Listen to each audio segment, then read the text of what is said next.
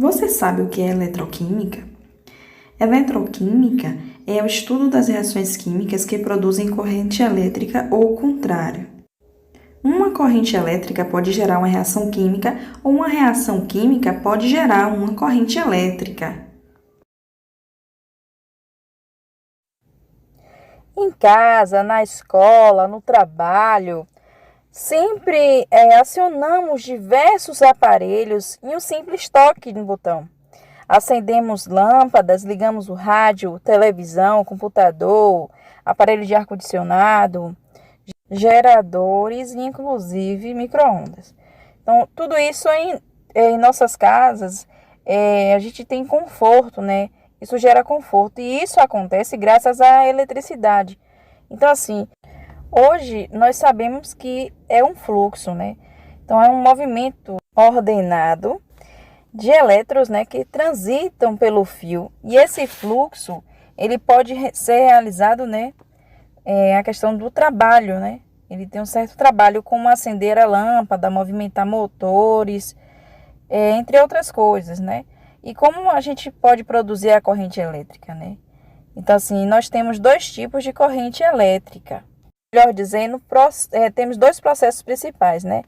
Os geradores elétricos, que transformam energia mecânica em energia elétrica, e pelas pilhas e bateria, que transformam a energia química em energia elétrica, como a gente viu nos enunciados anteriores. Agora vocês vão ver nos próximos detalhes as pilhas e baterias, definições que temos para elas. Uma reação química que produz uma corrente elétrica chamamos de pilhas. Elas são aquelas que a gente vê em casa, né? E quando temos uma corrente elétrica que induz uma reação química, chamamos de eletrólise, certo? Em a reação química existe a corrente elétrica ou a corrente elétrica para existir a reação química. Vejamos um exemplo agora de reações de oxirredução, que faz parte desse processo de eletroquímica.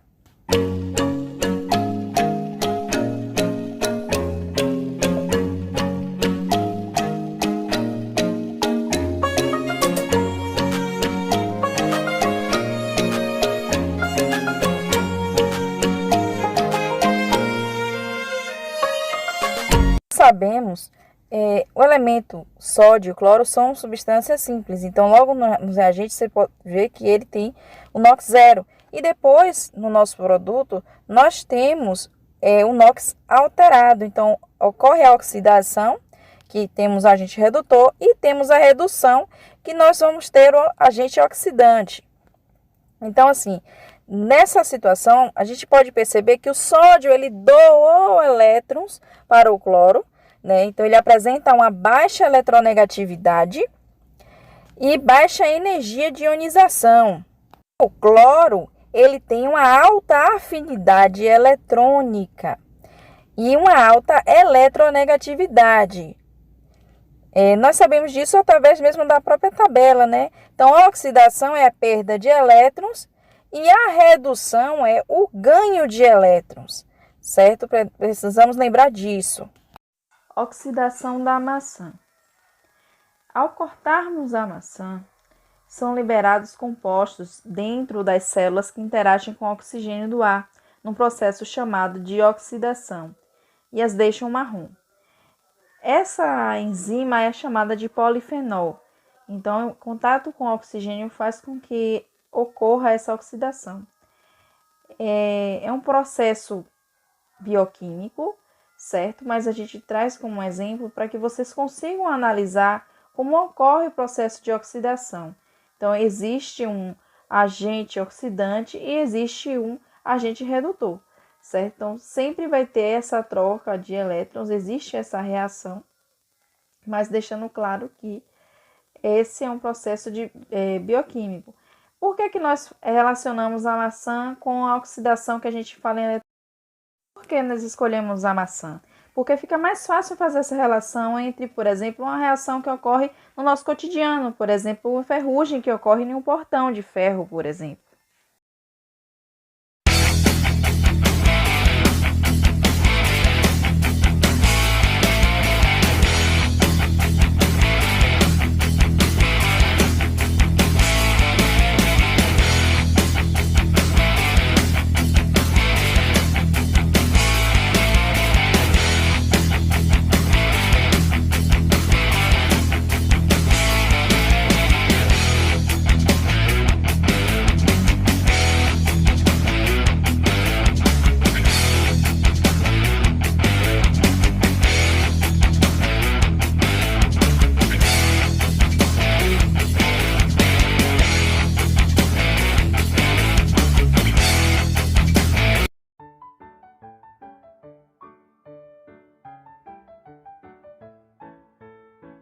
John Frederick Daniel, o inventor da pilha. Em 1836, o químico meteorologista inglês construiu a pilha diferente da até então conhecida da época, a pilha de Alessandro Volta. Mais à frente, iremos ver o esquema da pilha de Daniel e seu passo a passo. Um nome também importante é o de Leclanché. Ele começou a desenvolver a pilha seca na década de 1860. Em 1866, Leclanché patenteou seu invento, que se tornou um sucesso imediato. E aí o que acontece? 2 anos, 20.000 pilhas já estavam sendo utilizadas nos sistemas de telégrafo e as sinalizações de campainhas, até mesmo em telefones que eram feitos de madeira. E assim, nós utilizamos, né, essas pilhas alcalinas, e isso foi através de pesquisas, né, de estudos que esses pesquisadores fizeram. Para darmos continuidade, vamos ver os componentes da pilha de Daniel, tornando assim mais fácil o entendimento desse assunto. Vamos lá? Para vermos a pilha de Daniel, tem uma situação principal. A pilha ela tem a meia célula, que é caracterizada por um certo potencial de eletrodo. Ela é um compartimento onde montamos a pilha, né? Ou seja, temos os agentes oxidantes e os agentes redutores.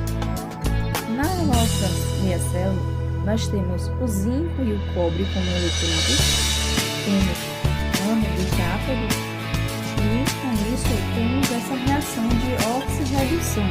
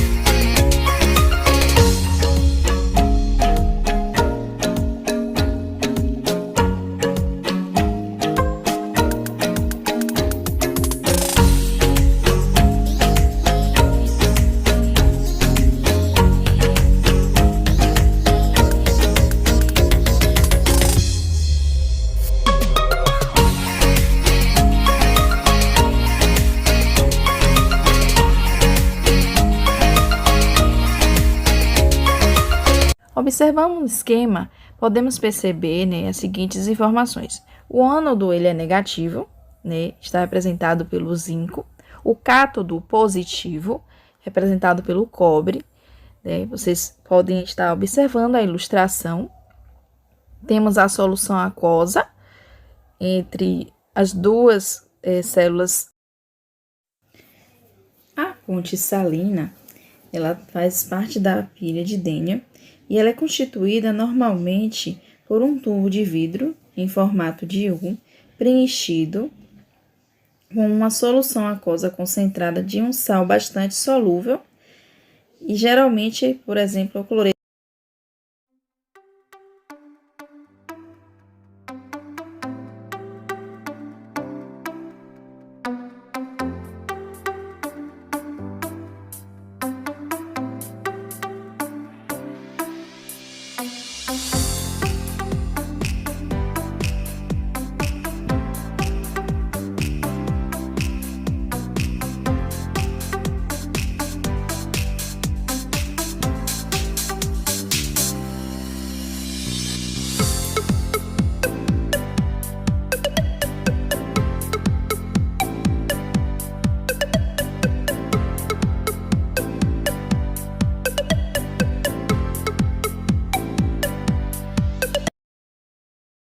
Observando a pilha de Daniell, nós vimos anteriormente o outro esquema, temos aqui o ânodo ele é o polo negativo e o eletrodo diminui. E cátodo tem um polo positivo, o eletrodo aumenta. Então, o zinco tem a oxidação e o cobre a redução.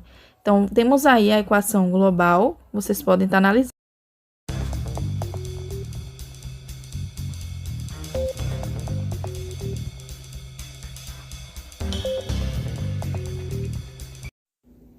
Então, vamos lá. A força eletromotriz vem das pilhas, FEM, a gente conhece como FEM. Quando a água cai espontaneamente em uma cachoeira, a física explica o fato dizendo que a água caiu de um nível de maior energia para o outro, de menor energia, no caso, energia potencial. Quanto maior for a quantidade de água e maior a altura da queda, maior será a energia liberada pela água, que pode ser transformada, por exemplo, em energia elétrica em uma usina hidrelétrica. O fato é idêntico o que ocorre com as pilhas. Dependendo dos materiais que são feitos a pilha, ela irá despejar uma quantidade maior de elétrons ou menor de elétrons, com mais ou menos energia através de um circuito externo. A quantidade de energia, isto é, a quantidade de elétrons que passa por um ponto do fio para a unidade de tempo, exemplo, nós temos o segundo, é o que denominamos de intensidade da corrente elétrica. Ela é medida por amperes, com o auxílio de um aparelho chamado amperímetro. A altura da queda da água corresponde à eletricidade ao que se chama diferença de potencial, a DDP, ou mais especificamente, força eletromotriz da pilha, que representa a pressão que move os elétrons através do condutor externo. A medida é dada em volts, com o uso de voltímetros. Temos agora a nossa ilustração, como ocorre a força eletromotriz. Esse esquema, nós temos esse passo a passo para que vocês consigam entender. Então, é o seguinte, quando temos a pilha, ela fornece a energia, ela tem a quantidade de eletricidade total estabelecida. Normalmente, a gente vê na própria pilha a numeração de 1,5 volts, que é igual para 3, quando a gente, por exemplo, pode estar utilizando qualquer quantidade de pilha, sempre que for aquela pequenininha alcalina que usamos em casa, ela vai ter esse valor registrado na sua embalagem. Temos que lembrar que as reações que ocorrem em uma pilha é reação de oxirredução, como qualquer outra. Desse modo, fica mais fácil entendermos por que a pilha, ela apresenta uma força eletromotriz, onde depende da natureza dos metais formadores dessa pilha, das concentrações que são empregadas, temperatura em que a pilha vai estar funcionando. Então, a gente vê esses três fatores importantes porque eles caracterizam essa força eletromotriz. Então, como eu falei, tudo isso vai estar influenciando o material da pilha, a concentração da solução e a temperatura, que pode ser a temperatura padrão, que é de 25 graus Celsius, e a solução apresentada em 1 mol por litro, que também é a condição padrão. Então, vamos ver o esquema simples, só para vocês lembrarem como funciona o esquema da pilha. Os eletrodos e a questão da voltagem, que é importante para isso. A natureza dos metais formadores da pilha. Essa, sem dúvida, é o fator mais importante. Temos a linguagem simples e a gente pode dizer que o ânodo é o polo negativo, é aquele que vai empurrar os elétrons para o circuito externo, enquanto o cátodo, que é o polo positivo, ele puxa elétrons do circuito externo. Assim, quanto maior for a tendência do ânodo em soltar elétrons e quanto maior for a tendência do cátodo em capturar elétrons, tanto será maior sua diferença de potencial, sendo assim a pilha ela normalmente utiliza o zinco e o cobre, que é o maior FeN. Tomamos como exemplo a pilha de Daniell, a reação que ele utiliza. De acordo com o princípio de Le Chatelier, o aumento da concentração de sulfato de cobre deslocará o equilíbrio para a direita, favorecendo a reação normal da pilha e aumentando em consequência a FeN apresentada. Pelo contrário, o aumento da concentração de sulfato de zinco deslocará o equilíbrio para a esquerda, contrariando o funcionamento da pilha e diminuindo, portanto, sua FeN. Por esse motivo, foi escolhida arbitrariamente a concentração de 1 mol para que exista essa questão da concentração normal ou padrão para qualquer meia célula. Como vimos no exemplo anterior, a temperatura padrão ela é apresentada em 25 graus Celsius. Para que vocês também não esqueçam, vocês podem estar anotando essa informação. Vamos visualizar o esquema a seguir.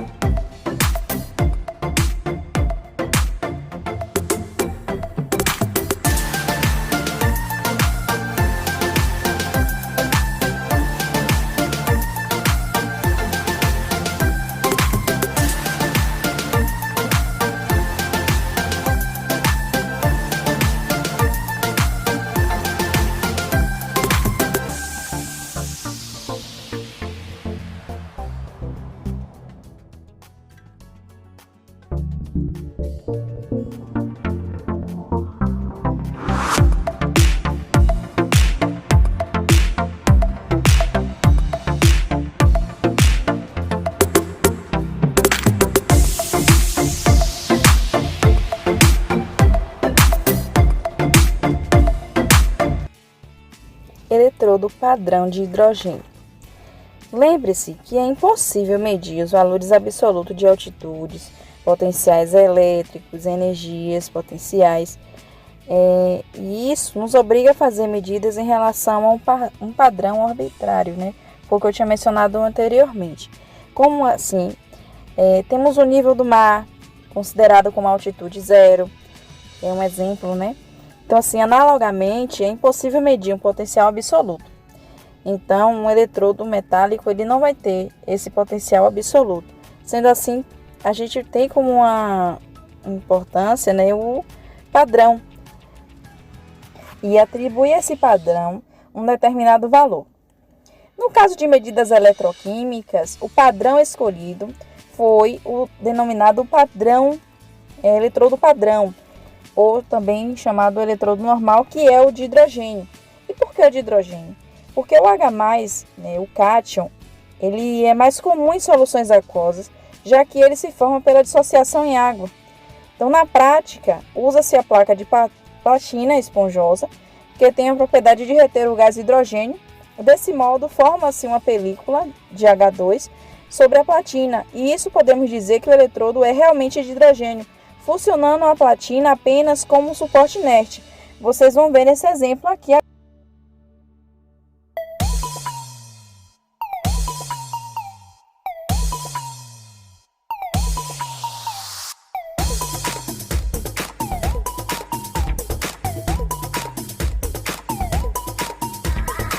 O cobre, ele tem um potencial de redução maior do que o hidrogênio.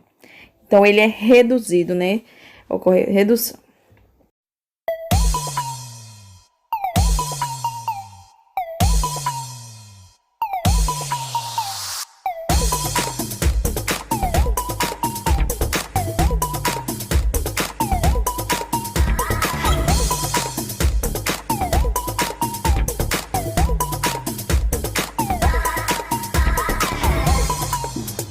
Agora vamos ver, né, um outro exemplo que envolve também o hidrogênio. onde as características só vão mudar em torno do potencial. Nós agora vamos ter um potencial no valor de 0,76 volts, e isso já modifica a nossa resposta nos critérios analisados.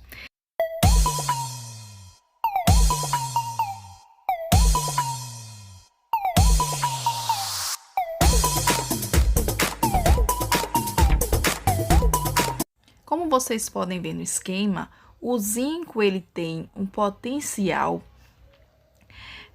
menor, né? Esse potencial de redução menor do que o do hidrogênio, certo? Isso é possível observar de acordo com o esquema, né? Então, está oxidando. Isso vocês podem anotar aí também, se quiserem.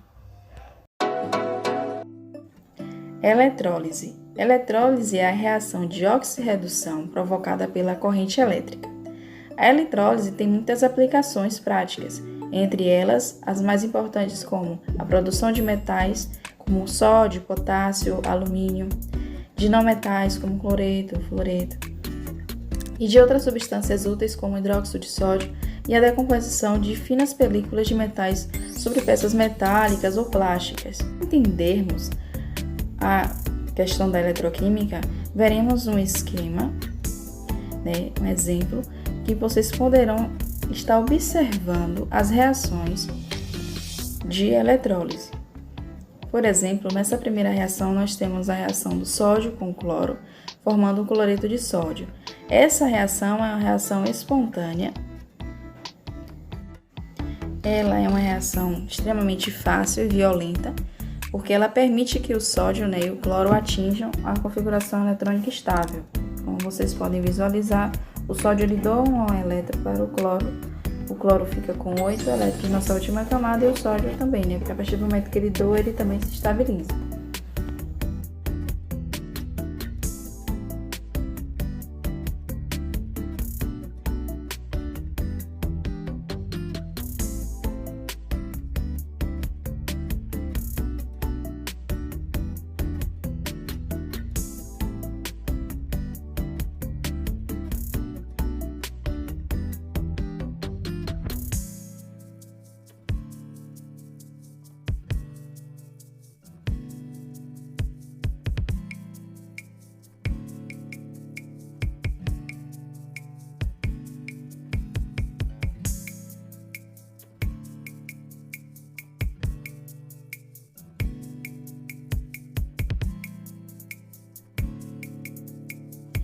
Como ocorre essa reação espontânea, né? Então, o sódio ele perde um elétron, como eu falei anteriormente. Então, como ele perde, ele está sofrendo oxidação. E o cloro ele ganha o elétron, né, do sódio. Então, a partir desse momento, ele vai estar sofrendo uma redução.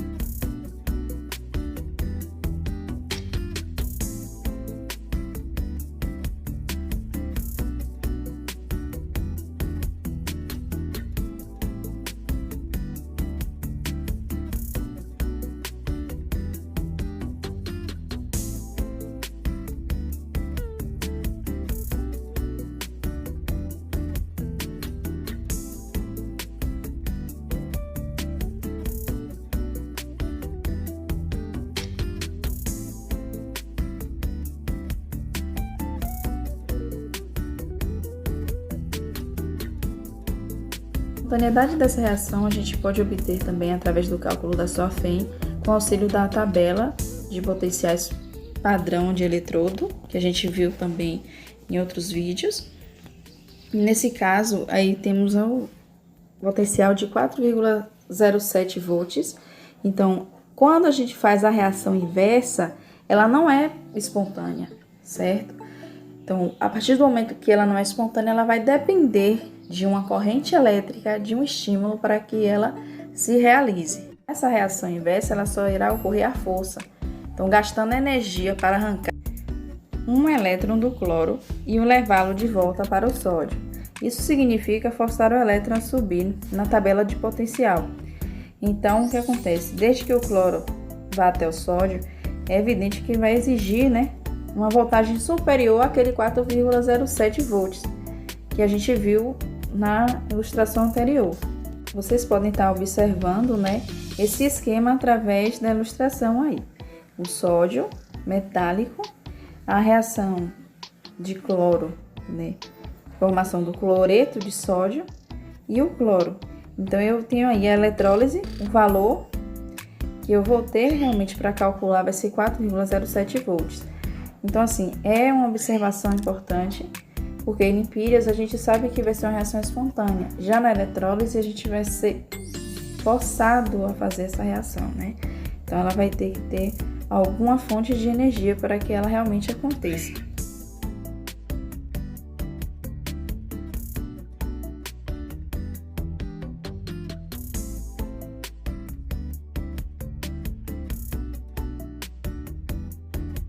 Como fazer essa eletrólise? Eu vou ter que ter o auxílio de um circuito elétrico, composto por um gerador elétrico, a célula, né, que é a cuba eletrolítica. É importante também que o gerador ele não pode, né, não pode criar e nem destruir os elétrons, né? Ele apenas vai injetar seus elétrons no circuito por um polo positivo, e que a gente sabe que ele apenas injeta elétrons no circuito por seu polo negativo e aspira igual número de elétrons por seu polo positivo. Então, a gente tem essa observação. Então, se na célula não existir um eletrólito, a corrente elétrica não irá passar. E o contrário, existindo um eletrólito, cada um dos seus íons migrará para um eletrodo de sinal contrário ao seu, né? Um positivo ou negativo, né? Irá perder ou ganhar elétrons, e isso vai permitir que a passagem da corrente elétrica funcione, né? E as alterações químicas dos íons também aconteçam.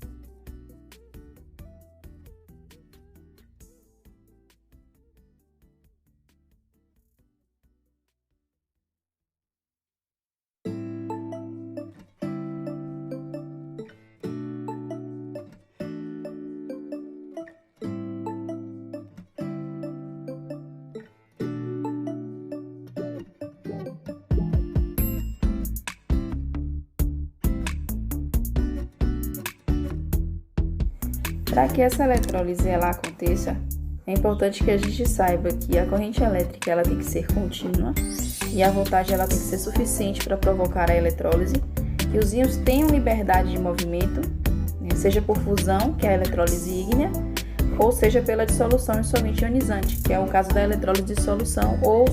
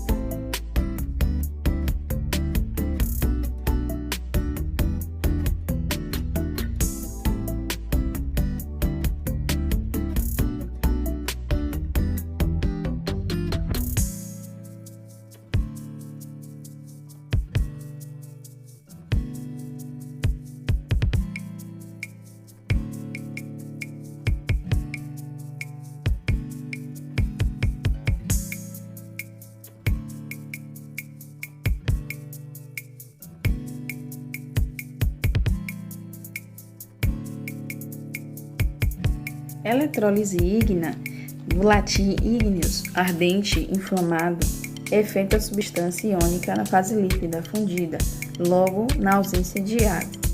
O recipiente que ocorre a eletrólise é denominado de célula ou cuba eletrolítica. Então, ele é construído para suportar temperaturas bastante elevadas, pois o ponto de fusão das substâncias iônicas geralmente é muito alto.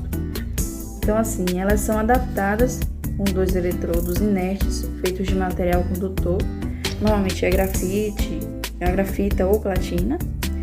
O ânodo ele é ligado ao polo positivo do gerador e a corrente contínua, e o cátodo é ligado ao polo negativo desse gerador. E ao ser acionado, ele produz ADDP, suficiente para descarregar esses íons da substância iônica fundida que está presente na cuba, certo? Então, assim, no ânodo ocorre a oxidação. É do ânodo que saem os elétrons. Então, assim, é onde os ânions se descarregam. Já o cátodo, ele tem a ocorrência da redução. E o cátodo que chega aos elétrons, portanto, é onde os cátions se descarregam.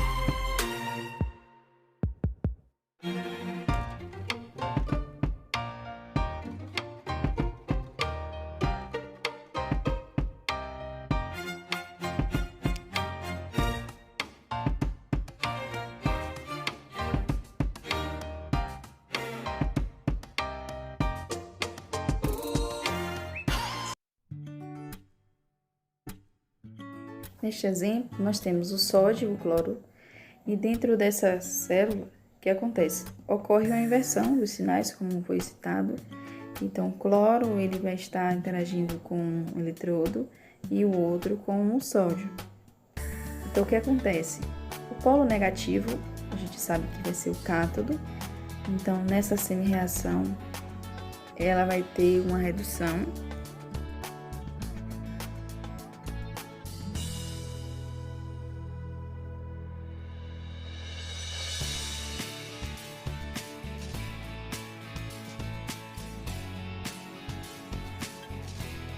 O positivo, a semi-reação anódica é sempre uma oxidação.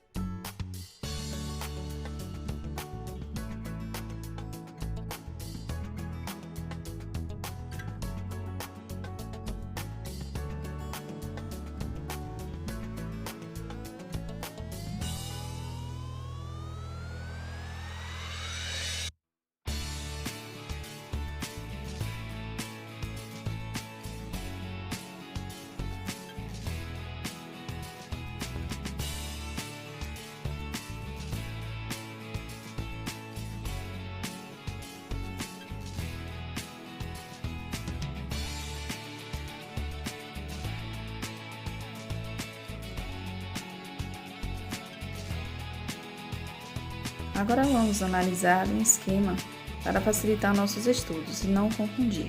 Nas pilhas, o cátodo, o polo é positivo, e o ânodo é o polo negativo.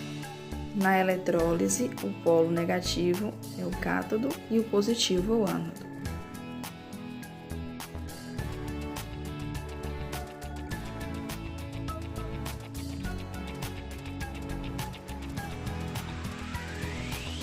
Como sabemos, no polo positivo do caso do cátodo nas pilhas ocorre uma redução e no ânodo a oxidação. Já na eletrólise ocorre redução e uma oxidação.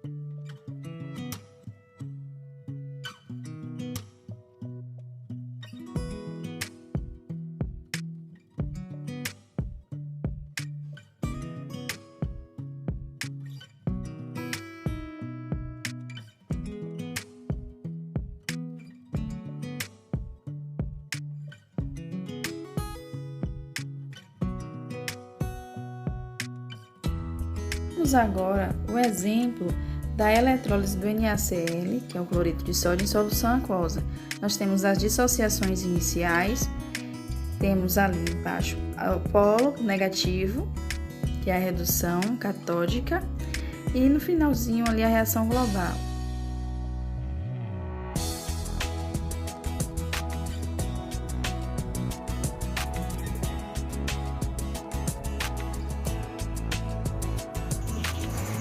Tabela de potenciais. Uma tabela de potencial ela tem um papel muito importante. Por quê? Como uma pilha só fornece, ela só forma a partir de reações espontâneas, isto é, reações em que o sentido do fluxo de elétrons é do eletrodo mais reativo, que tem um menor potencial de redução e maior potencial de oxidação, para o menos reativo, que tem maior potencial de redução e menor potencial de oxidação. Caso o valor dessa força eletromotriz seja um número negativo, nós temos que concluir que essa reação ela não é espontânea e não se forma uma pilha entre esses eletrodos. Então, a tabela ela fornece os valores de potencial padrão de redução dos metais e de oxidação dos cátions formados por esses metais, dadas em volts, 1 atm e 5 graus Celsius. E eles são obtidos experimentalmente. E também nos fornece valores de potencial padrão oxidação de alguns não metais. Essa tabela daí é bem mais simplificada, ela tem alguns exemplos que são voltados à explicação que a gente tem trabalhado agora sobre a eletroquímica. Mas a tabela ela também apresenta outros elementos que fazem parte. Então precisamos sempre ter essa tabelinha em mãos na hora que a gente vai estar trabalhando com potencial padrão. Vocês podem observar o cálculo da Venn de pilhas, Temos exemplos aí das equações e um exemplo logo abaixo para vocês analisarem com um pouco mais de paciência. Então, temos 3 maneiras de calcular. Então, agora a gente vai ver a seguinte organização: a determinação em uma pilha.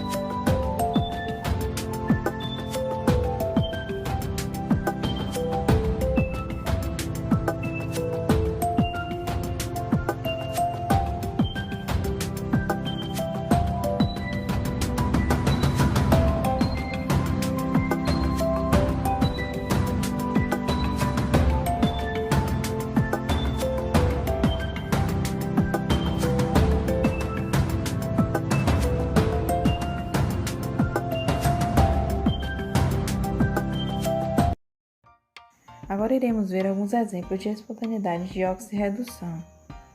O nosso primeiro exemplo, ele traz o alumínio 3+ aquoso, passando para o seu estado fundamental, né? E o zinco do mesmo processo. Então, o seu potencial, ele apresenta no alumínio positivo, no zinco negativo e no cobre positivo. Então, com essas informações, nós conseguimos calcular o seu potencial, no caso, a espontaneidade.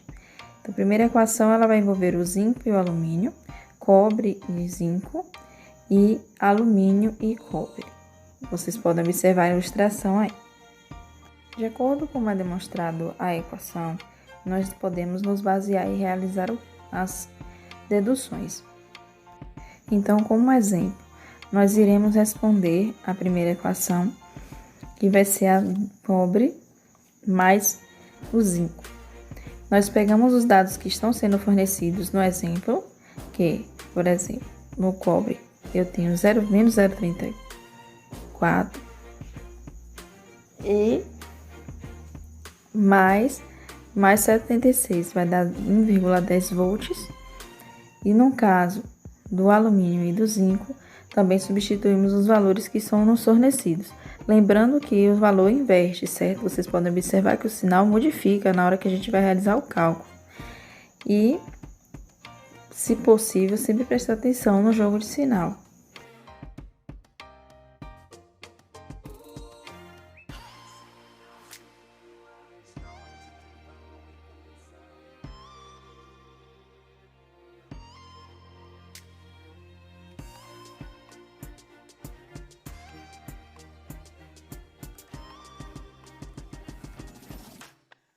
Diariamente, a corrosão ocasiona estragos em diversos locais.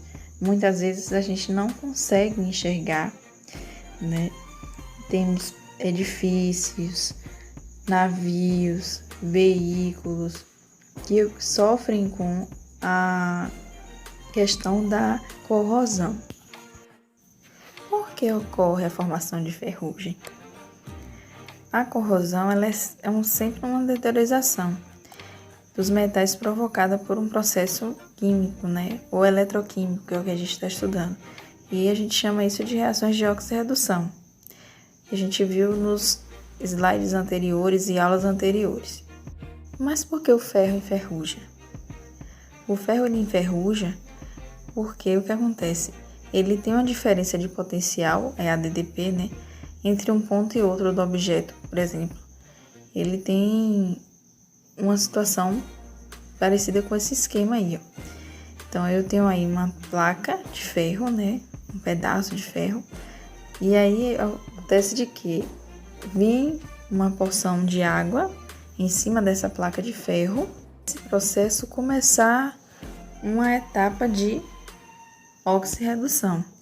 Então, eu tenho a água, tem o oxigênio do ambiente, né, que está presente nesse ambiente, que ele está exposto. E aí o que acontece? O ferro sempre contém pequenas quantidades de impurezas, incluindo de outros metais. Então admite-se isso porque o ferro, de um lado, ele tem o ferro e do outro vai estar lá as impurezas. Então a gente vê esse esquema na equação, onde a gente tem a reação do anodo, que é a primeira linha, onde temos 2, e nos 3 meios nós temos o cátodo. Na formação de ferrugem, ela necessita da presença do ar e da umidade, que são fundamentais, pois elas fazem com que essa reação ela ocorra. E, como sabemos, sem água e sem o oxigênio, ele não vai enferrujar. Isso a gente está falando em relação ao ferro. Temos também a presença no ar do dióxido de carbono, do dióxido de enxofre e outras substâncias ácidas. Elas também aceleram o processo de corrosão. Isso acontece porque ocorre um deslocamento dessa reação catódica para a direita, que é o princípio de Chatelier. Então, assim, a corrosão ela também acelera e vocês podem ter a noção também por conta das bactérias.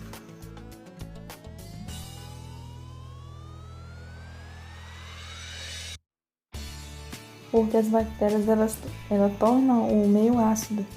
Então assim fica mais ácido e aí faz com que ocorra mais rápido também essa corrosão. E em ambientes salinos, por exemplo, porque ocorre no mar, né? A gente costuma falar, quem tem casa em praia ou que costuma ir para a praia, fala assim, tem geladeira que acaba rápido, estraga a televisão. Porque isso, a gente diz isso porque acelera a formação de ferrugem, né? E aumenta a condutividade elétrica entre os polos de pilhas. Isso acontece nos casos de navios, por exemplo, também, e de pontes. Como a gente pode parar assim, vocês observarem, tem um exemplo de pontes que ficam com as vigas expostas, então ocorre mais rápido, né, aquela formação de ferrugem quando ela está mais próxima do mar ou em contato com a própria água salgada.